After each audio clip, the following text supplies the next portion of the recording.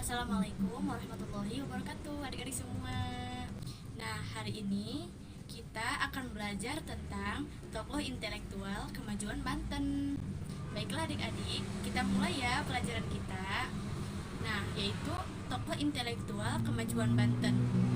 Pertama, yaitu ada Syekh Nawawi Al-Bantani. Nama lengkap beliau yaitu Abu Abdul Mu'ti Muhammad bin Umar bin Arbi bin Ali Al-Tanara Al-Jawi Al-Bantani, yang biasa disebut dengan Syekh Nawawi. Beliau merupakan keturunan Kesultanan yang ke-12 dari Maulana Syarif Hidayatullah. Karya-karya beliau salah satunya yaitu di sini ada At-Tamar Al-Yaniyah Syarah Ar-Riyad dan juga Al-Ad At-Thamin Syarah Fajh Al-Mubin, dan masih banyak lagi. Dan juga kelebihan Syekh Nawawi Al-Bantani ini, beliau itu mampu mengambil jalan tengah antara dalil akli dan nakli. Dan dalam konteks Indonesia, Syekh Nawawi merupakan tokoh penting yang memperkenalkan dan menancapkan pengaruh teologi Asy'ariyah. Banten juga merupakan salah satu bumi intelektualitas yang banyak melahirkan ulama ilmiah dan pejuang. Syekh Nawawi Al-Bantani yang berasal dari Banten menjadi salah satu contoh teladan bagi kemajuan Banten. Dan juga keulamaan beliau sangat dihormati oleh kalangan tokoh-tokoh Islam di kemajuan Banten. Dan juga keulamaan beliau sangat dihormati oleh kalangan tokoh-tokoh Islam di Indonesia. Dan salah satu murid beliau yaitu adalah pendiri Nahdlatul Ulama, yaitu almarhum Hadratus Syekh Kiai Haji Hasyim Asy'ari. Dan Banten juga tidak hanya dikenal dengan intelektualitas keulamaannya, tetapi juga dari segi pewacanaan masa lampau daerah ini menyimpan segudang sejarah. Nah, untuk yang kedua ada Sultan Ageng Tirtayasa. Beliau adalah pahlawan yang berasal dari Provinsi Banten. Lahir pada 16 tahun 1631. Beliau putra dari Sultan Abdul Ma'ali Ahmad dan Ratu Martakusuma yang menjadi Sultan Banten pada periode 1640 sampai 1650. Jangan lupa dicatat ya adik-adik biar tetap ingat. Nah, selanjutnya perjuangan beliau adalah salah satunya yaitu menentang Belanda. Salah satu perjuangannya menentang Belanda. Kenapa ya? Ada yang tahu tidak alasannya kenapa? Sudah, tidak apa-apa. Kita bahas bareng-bareng ya adik-adik. Yaitu karena VOC menancapkan perjanjian monopoli perdagangan yang merugikan Kesultanan Rakyat Banten. Jadi seperti itu adik-adik. Dan langkah beliau yang ditempuh pertama yaitu dalam sektor ekonomi. Kesejahteraan rakyat ditingkatkan melalui pencetakan sawah-sawah baru serta irigasi yang sekaligus berfungsi sebagai sarana perhubungan. Dan juga Sultan Ageng Tirtayasa juga mengangkat Syekh Yusuf, seorang ulama asal Makassar, yang bertugas menyelesaikan urusan keagamaan dan penasehat Sultan dalam bidang pemerintahan. Dan untuk yang selanjutnya, yang ketiga yaitu ada Kiai Haji Muhammad Dimyati.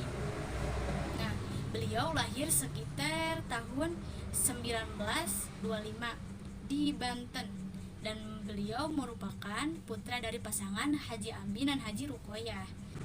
Hidup adalah ibadah.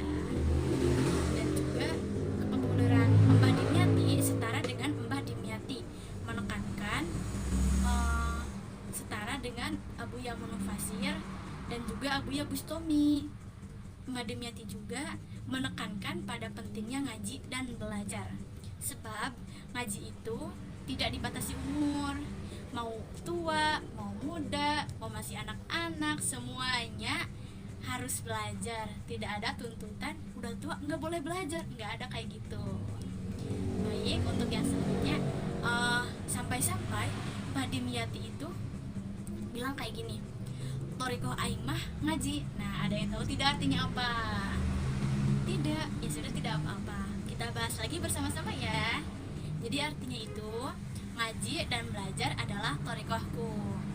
Bahkan kepada putra-putrinya juga, termasuk para santri-santrinya, Mbah Dimyati menekankan arti penting berjamaah dan ngaji, sehingga seakan-akan mencapai derajat wajib. Mbah Demiati juga merintis pesantren di desa Cidahu, Pandeglang sekitar tahun 1965 dan telah banyak melahirkan ulama-ulama besar. Masya Allah. Baiklah, dalam bidang tasawuf, Mbah Demiati menganut tarekat Qadariyah Naksabandiyah dari Syekh Abdul Halim Kalahan. Nah, untuk yang keempat ada Raden Ayu Maria Ulfah. Beliau merupakan pejuang dari Banten, anak pasangan dari Raden Muhammad Ahmad dan Raden Ayu Khadijah Jajaningrat. Pada tahun 1992, Maria Ulfa Santoso berangkat ke negeri Belanda sekeluarga, kecuali ibunya, dikarenakan ibunya pada saat itu telah meninggal. Sampai di Belanda, Maria Ulfa masuk sekolah dengan mengambil studi hukum di Leiden. Pilihan tersebut diambil karena menurutnya pada saat itu kedudukan wanita masih lemah secara hukum dan juga perlu diperbaiki. Di Belanda, Maria Ulfah sering bertemu dengan beberapa tokoh pergerakan dari Indonesia saat itu. Nah, adapun para pahlawan yang benar-benar berhasil dari Banten, di antaranya di sini ada 4. Yang tadi ada 4, sekarang juga ada 4 adik-adik. Nah, jangan lupa dicatat ya. Yang pertama yaitu Sultan Ageng Tirtayasa, dan yang kedua Sultan Ageng dan yang kedua yaitu Syarifuddin Prawira Negara, dan yang ketiga yaitu Nyimas Gamparan, dan yang keempat yaitu Nyimas Melati. Nah, itulah materi kita hari ini. Jangan lupa dibaca ulang, jangan lupa dipelajari lagi ya adik-adik biar gak lupa. Baiklah, kita tutup perjumpaan kita kali ini. Cukup sekian, mohon undur diri ya. Assalamualaikum warahmatullahi wabarakatuh.